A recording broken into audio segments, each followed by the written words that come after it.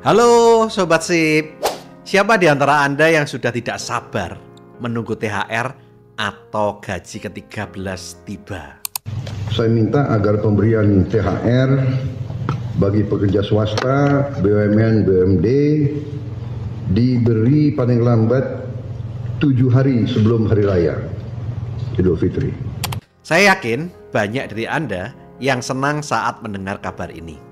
Dalam keterangannya di Istana Merdeka Jakarta pada hari Senin tanggal 10 Maret 2025, Presiden Prabowo Subianto mengatakan bahwa kebijakan ini merupakan bentuk perhatian pemerintah terhadap kesejahteraan para pekerja pada Hari Raya Idul Fitri 1446 Hijriah.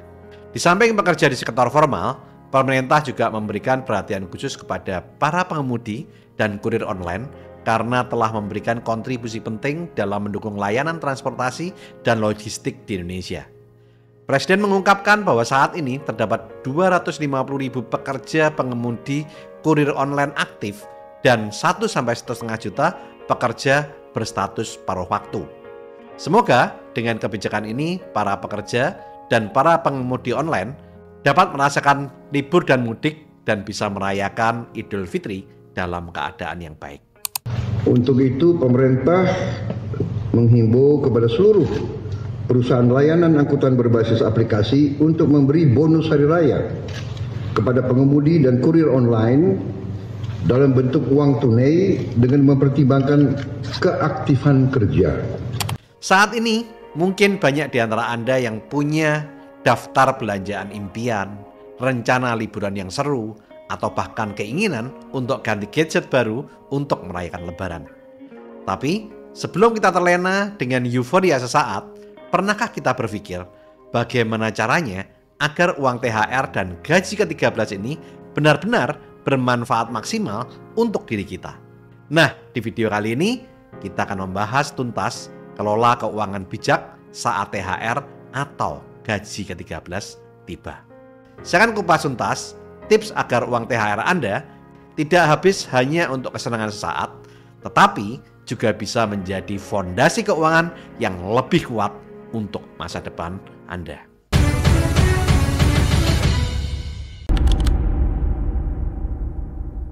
Banyak orang saat mendapatkan uang THR dan gaji ke-13 seringkali tergoda untuk langsung membelanjakan semuanya dan pasti habis. Saya rasa sangat sayang sekali kalau uang THR yang terkumpul setelah 1 tahun kemudian habis sesaat saja, rasanya sia-sia. Sehingga kita perlu langkah yang bijak untuk bisa menata uang tersebut agar bermanfaat untuk masa depan kita. Nah, langkah pertama yang paling krusial dalam mengelola uang THR adalah memilah antara kebutuhan utama atau need dan keinginan atau want. Nah, apa saja sih yang termasuk kebutuhan utama? Ada beberapa contoh kebutuhan utama. Prioritas yang pertama, bagi Anda yang punya utang, membayar utang dan cicilan utang, terutama yang berbunga tinggi seperti kartu kredit, pinjaman online, atau pinjaman tanpa agunan yang lain, momen THR atau gaji ke-13 ini merupakan kesempatan emas bagi Anda untuk membereskan masalah utang Anda. Demikian juga bagi Anda yang punya cicilan rumah atau kendaraan. Jangan sampai terlewat untuk Anda bayar. Kenapa ini penting? Karena utang yang menumpuk bisa jadi bom waktu yang bisa menghancurkan keuangan kita di kemudian hari. Utang itu seperti rantai yang mengikat diri kita. Setiap bulan kita harus membayar cicilan dan bunga yang ujung-ujungnya mengurangi kebebasan finansial kita. Dan jika utang tersebut sangat besar dan kita kesulitan untuk membayar, itu akan membuat diri kita stres, depresi, dan bahkan frustrasi. Sehingga semakin cepat kita bisa lepas dari jeratan utang, maka semakin cepat juga kita bisa meraih financial freedom. Bayangkan betapa leganya perasaan Anda jika Anda sudah bisa terbebas dari utang. Beban keuangan akan langsung berkurang drastis. Dan uang yang tadinya untuk bayar cicilan bisa Anda alokasikan untuk hal-hal yang lebih produktif seperti menabung, investasi, atau kebutuhan-kebutuhan yang lain. Bagi Anda yang punya utang terlalu besar dan merasa sulit untuk dilunasi sekaligus, Anda jangan putus asa. Gunakan THR atau gaji ke-13 ini untuk membayar sebagian pokok utang. Dan Anda bisa melakukan negosiasi dengan pihak pemberi pinjaman untuk mendapatkan keringanan seperti melakukan restrukturisasi utang atau program pelunasan. Nah, setelah Anda bisa melunasi utang Anda, jangan mengulangi kesalahan yang sama. Hindarilah untuk melakukan utang konsumtif di masa yang akan datang. Dan belajarlah untuk hidup sesuai kemampuan dan mengelola keuangan dengan lebih bijaksana. Prioritas kedua, biaya hidup bulanan. Pastikan kebutuhan pokok seperti makanan, transportasi, tagihan listrik, air, internet, dan kebutuhan rumah tangga yang lain sudah terpenuhi. Dan prioritas ketiga adalah menyiapkan biaya pendidikan anak. Bagi Anda yang punya anak saat ini masih sekolah, momen THR dan gaji ke-13 ini sangat tepat untuk mempersiapkan biaya pendidikan seperti uang sekolah, uang buku, uang les, atau untuk perlengkapan sekolah yang lain. Pendidikan adalah merupakan investasi bagi masa depan anak kita. Jadi jangan sampai terabaikan oleh kebutuhan-kebutuhan yang tidak penting. Di samping itu, ada juga kebutuhan utama yang lain, yaitu kebutuhan yang mendesak. Seperti mungkin mobil atau motor Anda rusak, atau rumah Anda perlu renovasi. Mungkin ada keluarga yang butuh biaya pengobatan, atau ada keperluan-keperluan keluarga yang lain yang tidak terduga. Maka dari itu, alokasikan terlebih dahulu uang THR atau gaji ke-13 untuk mengatasi kebutuhan-kebutuhan prioritas tersebut. Jangan sampai uang THR dan gaji ke-13 justru habis untuk hal-hal yang kurang penting. Sementara kebutuhan dasar, kebutuhan prioritas justru terbengkalai. Intinya, sebelum Anda memikirkan keinginan-keinginan Anda, pastikan semua kebutuhan utama ini sudah Anda alokasikan dengan baik. Maka dari itu, buat daftar prioritas dan coret satu persatu yang sudah berhasil Anda penuhi. Misalnya, Anda punya utang kartu kredit sebesar 1 juta. Anda punya cicilan motor 800.000. Dan mungkin biaya sekolah anak yang harus Anda bayar bulan depan adalah 500.000. Dari total THR dan gaji ke-13 yang Anda terima, maka Anda harus menyisihkan dulu minimal 2,3 juta rupiah untuk menutupi semua kebutuhan ini. Di samping itu, Anda juga perlu menyisihkan untuk dana amal. Langkah kedua yang tidak kalah penting adalah menyisihkan sebagian uang untuk tabungan dan investasi. Banyak orang kalau disarankan untuk menabung seringkali berpikiran dan berkata, menabung dan investasi itu nanti sajalah kalau dapat rezeki lebih. Nah, saat ini Anda sedang punya rezeki lebih dari THR atau gaji ke-13. Maka dari itu, inilah momen yang paling tepat untuk Anda untuk memulai atau untuk meningkatkan tabungan dan investasi Anda. Karena tabungan dan investasi adalah bekal untuk masa depan Anda. Tabungan itu seperti bantalan pengaman keuangan kita, seperti airbag di mobil untuk menghadapi hal-hal yang darurat.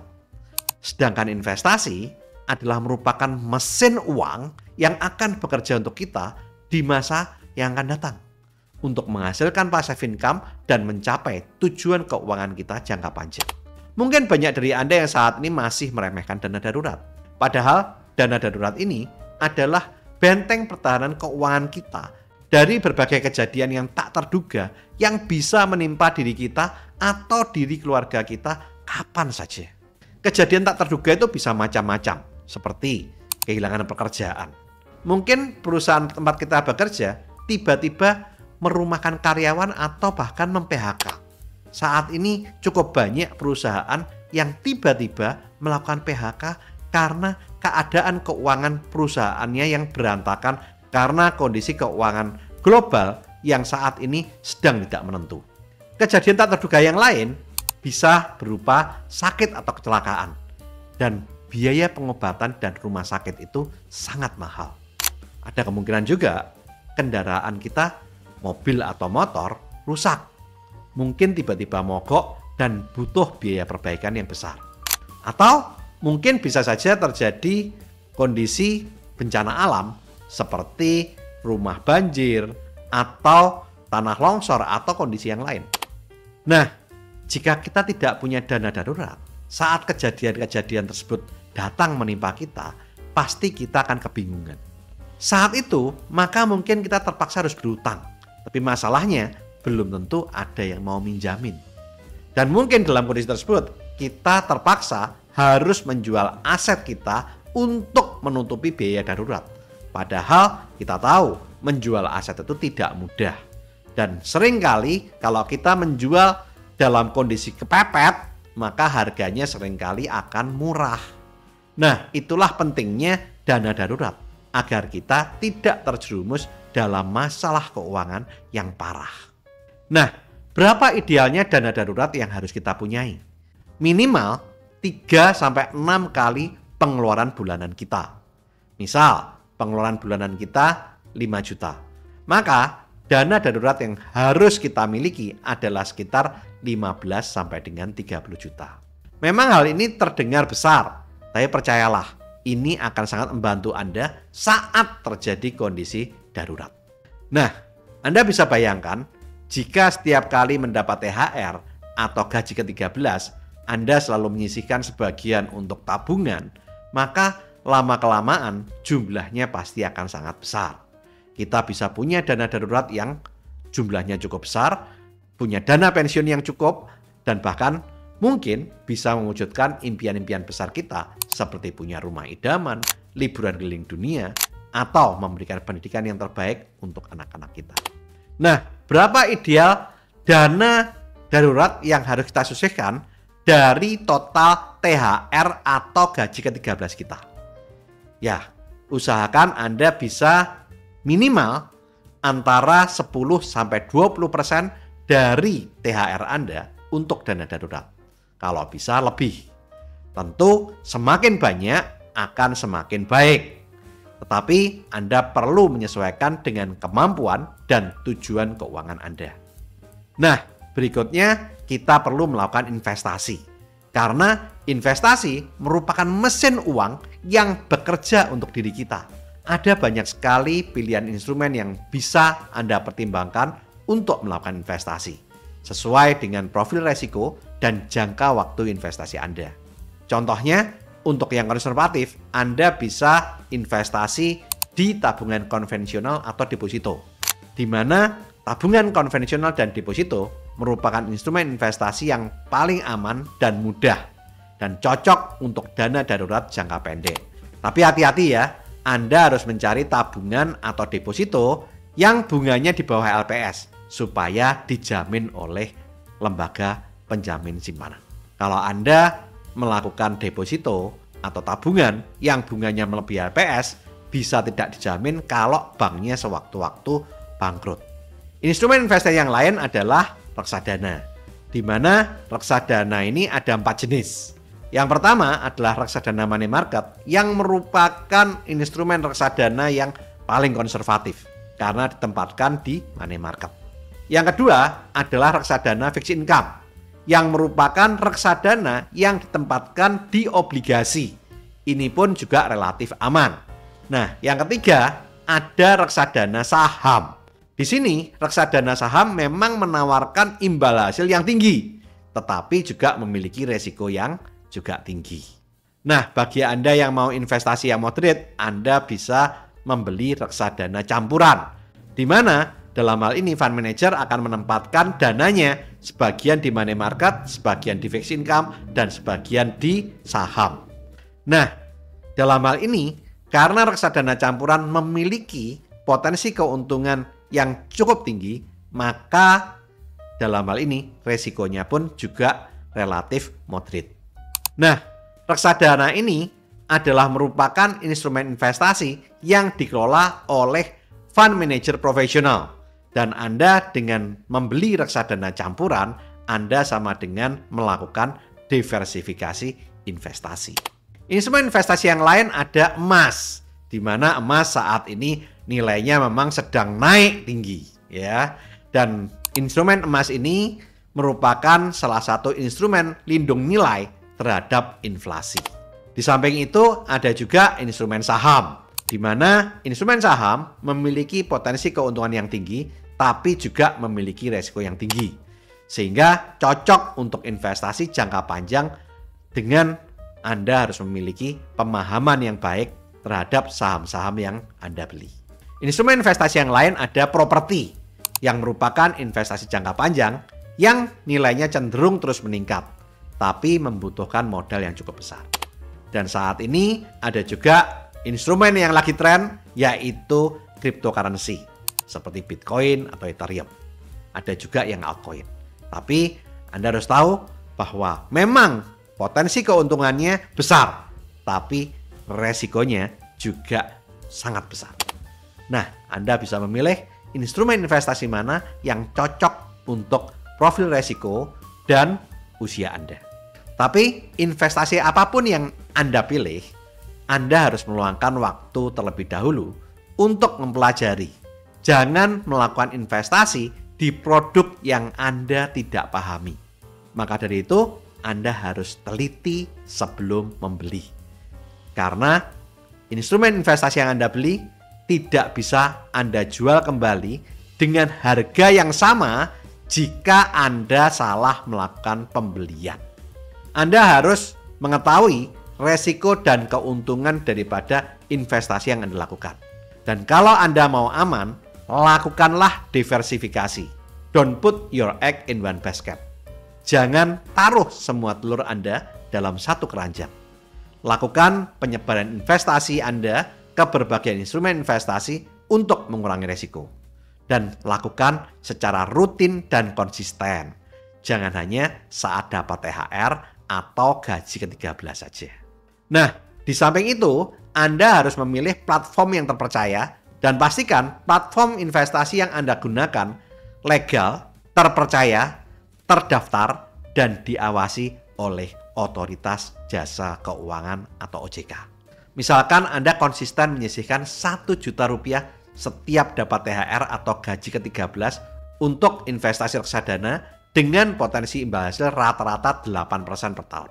Tahukah Anda, dalam 10 tahun, uang Anda bisa berkembang menjadi lebih dari Rp20 juta. Luar biasa kan dahsyatnya instrumen investasi itu. Nah, sekarang Anda mau melakukan nabung atau investasi?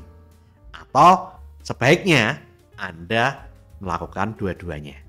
Mengapa? Karena tabungan penting untuk dana darurat yang mudah Anda cairkan sewaktu-waktu.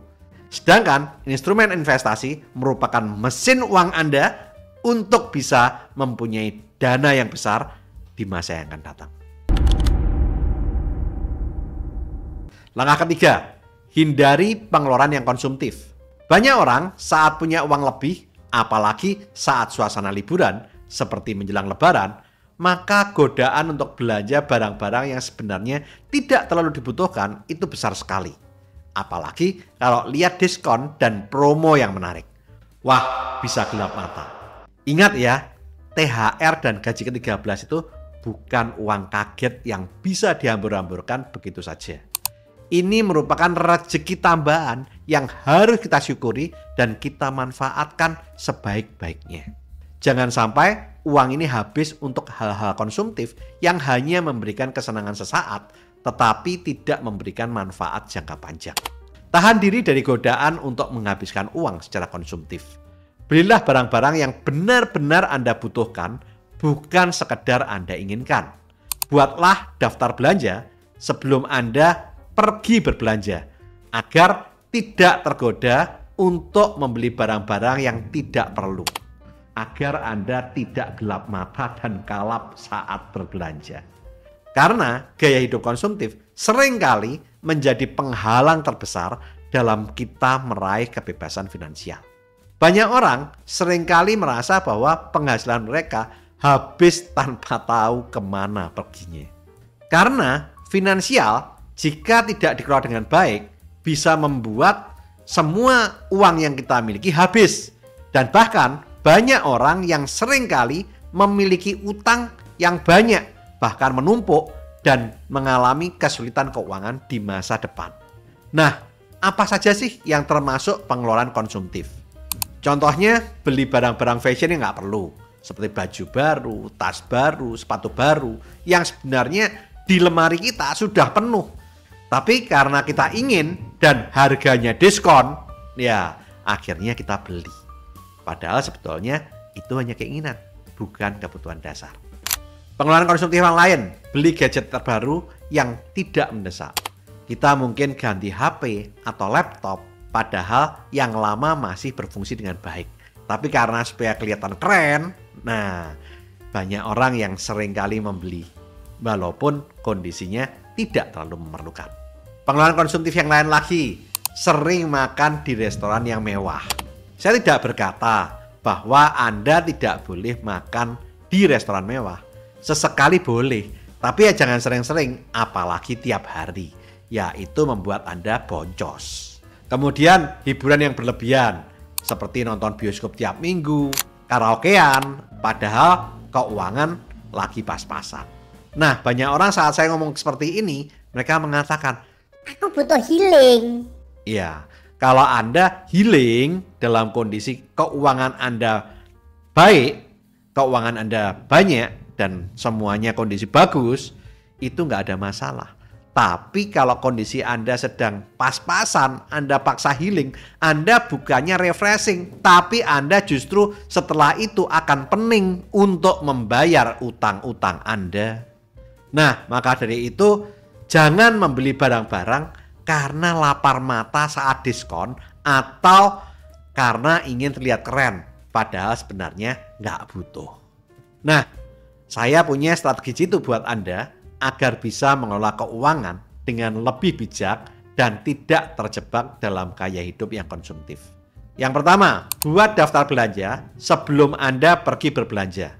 Buatlah daftar barang-barang yang benar-benar Anda butuhkan. Dan pada saat Anda belanja, hanya fokus pada daftar tersebut. Yang kedua, bedakan antara kebutuhan dan keinginan. Tanyakan pada diri Anda sendiri. Apakah barang ini benar-benar saya butuhkan atau hanya saya inginkan? Yang ketiga, jika ada barang yang Anda inginkan, tunda dulu pembeliannya minimal 24 jam. Biasanya setelah 24 jam, seringkali keinginan itu akan reda. Yang keempat, hindari pusat-pusat perbelanjaan dengan mengurangi frekuensi pergi ke mall. Dan juga Anda jangan seringkali melakukan scroll media sosial yang penuh dengan iklan produk konsumtif. Itu akan membuat Anda lapar mata. Yang kelima, cari hiburan alternatif yang lebih murah. Hiburan tidak harus selalu mahal. Banyak kegiatan seru yang gratis atau murah. Seperti saat ini di banyak kota dibangun taman-taman yang cantik. Anda bisa melakukan jalan-jalan di taman, Anda bisa melakukan olahraga, atau Anda bisa berkumpul dengan teman-teman di rumah. Jangan biarkan uang THR atau gaji ke-13 Anda habis tanpa jejak. Buatlah anggaran pengeluaran yang jelas dan realistis dan disiplinlah dalam mengikutinya. Buatlah daftar pos-pos pengeluaran Anda mulai dari kebutuhan pokok, tabungan, investasi, dana darurat, hiburan, hingga keinginan-keinginan kecil yang lain. Dan alokasikan dana untuk setiap pos sesuai dengan prioritas dan kemampuan keuangan Anda. Catat setiap pengeluaran Anda, sehingga Anda bisa memantau kemana saja uang Anda pergi dan Anda bisa mengontrol pengeluaran Anda agar tidak kebablasan saat belanja. Berikutnya, Anda harus melakukan evaluasi anggaran Anda secara berkala. Yang pertama, Anda cek apakah anggaran tersebut sudah efektif. Yang kedua, apakah ada pos-pos pengeluaran yang bisa dihemat. Nah, jika Anda merasa bahwa anggaran Anda masih belum efektif, maka Anda bisa melakukan penyesuaian anggaran Anda yang sesuai dengan kondisi keuangan atau prioritas hidup Anda. Nah, berikutnya saya punya anggaran pengeluaran THR atau gaji ke-13 yang ideal.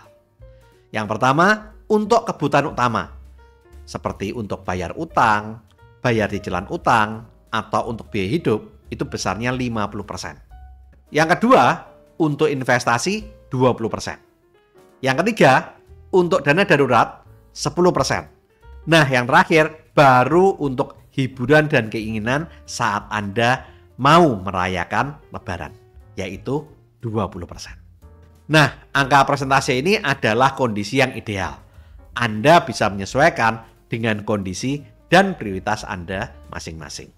Nah, inilah tips lengkap tentang bagaimana cara mengelola keuangan yang bijak saat Anda menerima uang THR atau gaji ke-13 agar bisa berguna untuk masa depan Anda dan agar Anda bisa merayakan Lebaran dengan enjoy.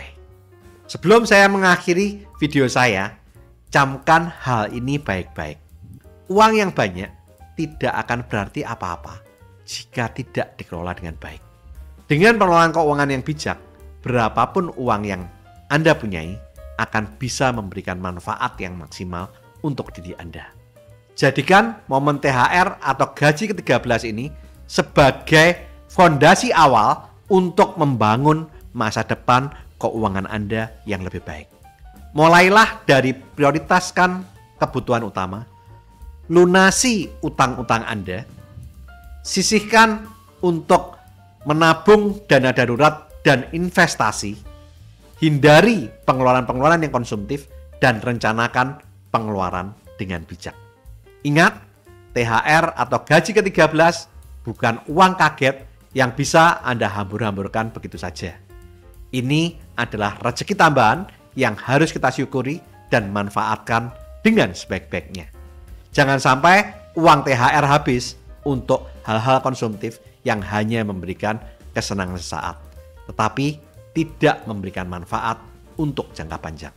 Oke, lakukan terus saving, investing, protecting agar hidup Anda makin sip. Saya, Tony Hermawan Adikaryo, sampai jumpa di puncak kemakmuran.